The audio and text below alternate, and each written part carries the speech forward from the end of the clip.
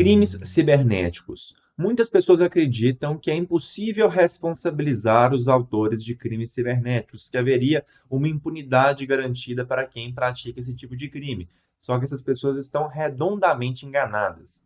Primeiramente, é importante diferenciar o que são crimes cibernéticos próprios dos chamados crimes cibernéticos impróprios. Os crimes cibernéticos próprios são aqueles que, por definição, só ocorrem em meio cibernético. Como exemplo, nós temos o crime de invasão de dispositivo informático alheio.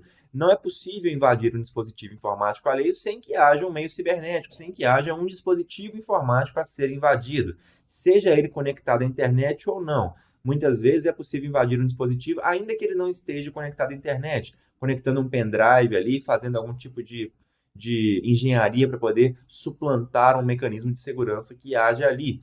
Não é necessária a conexão da internet e, mesmo assim, havendo a invasão, o crime haverá incorrido, o crime terá existido. Ok, esse é o crime cibernético próprio. Os crimes cibernéticos impróprios são aqueles que, embora até sejam praticados em meio cibernético, naturalmente, habitualmente, né, na sua natureza do crime, na sua origem, eles não eram praticados assim. Como exemplo, nós temos o crime de ameaça. Ora, o crime de ameaça, quando surge no nosso Código Penal, não existia um meio cibernético para ser praticado. Só que é um crime que permanece desde então. Então, existe a ameaça verbal, a ameaça por carta, ou seja, a ameaça que não é por meio cibernético. Só que, mais recentemente, existe também a ameaça pelo meio cibernético, pelo Instagram, pelo Facebook da vida, pelo Messenger, pelo WhatsApp. Então, a ameaça é o que a gente chama de crime cibernético impróprio, porque é possível que ela seja praticada tanto pelo meio tradicional, como também pelo meio cibernético. Pois bem, sobre a rastreabilidade dos crimes cibernéticos. Como eu disse no começo, é sim possível rastrear um crime praticado pela internet. Lembrando que o conceito de crime cibernético abrange aqueles praticados pela internet ou não. Há situações em que é possível praticar um crime cibernético por um computador desconectado da internet, né? Como o hacker, por exemplo, tem acesso físico àquele computador e espeta ali um pendrive para poder, digamos assim, invadir aquele computador. Mas retornando, como que a polícia investiga e apura esse tipo de crime cibernético? Tem mecanismo sim. Se alguém profere uma ameaça de morte contra alguém no Instagram, por mais que tenha feito um perfil fake, por exemplo, aquele perfil se conectou à internet por meio de um endereço IP. Então basta, por meio de ordem judicial, acessar a operadora de internet, indagar a operadora de internet, e a operadora responsável por aquele IP irá informar quem é o titular daquele contrato.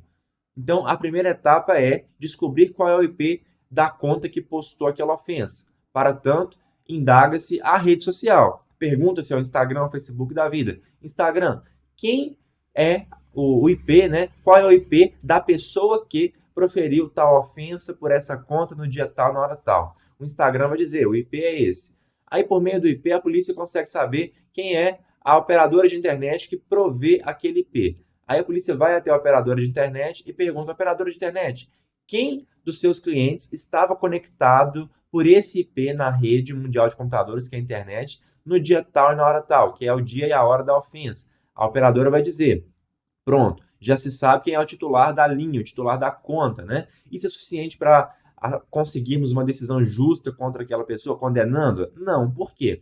Porque muitas vezes numa casa tem várias pessoas e todas elas se conectam à internet por um mesmo IP externo. A operadora de internet ela não entrega na casa, na sua casa, na casa de qualquer pessoa que seja, vários IPs. Ela entrega um só IP e é o seu roteador que faz a administração interna disso. Mas todas as pessoas da sua casa se conectam à rede mundial de computadores por um só IP. Então é possível e é necessário para poder descobrir quem de fato naquela casa praticou o crime, é importante que se faça uma perícia nos telefones celulares, nos computadores, para descobrir o endereço MAC, que a gente chama, que é o endereço físico da placa de rede daquele computador. Por meio desse endereço físico é possível saber quem foi o praticante da ofensa. Isso, claro, se a rede social, Instagram, por exemplo, tiver armazenado também, além do IP, o endereço físico da placa de rede dessa pessoa, tá bom?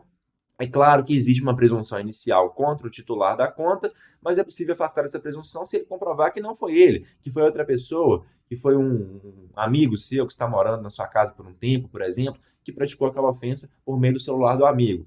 A perícia também possibilita saber se aquela pessoa está armazenando a própria mensagem ofensiva, né? O próprio login daquela conta pela qual foi postada aquela mensagem ofensiva.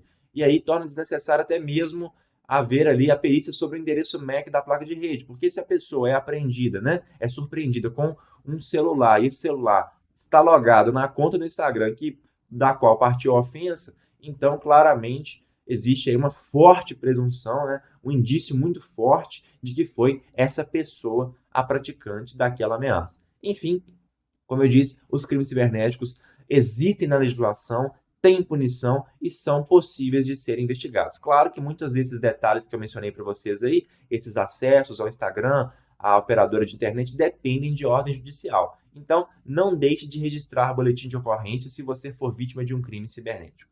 Pois bem, essas são as dicas de hoje.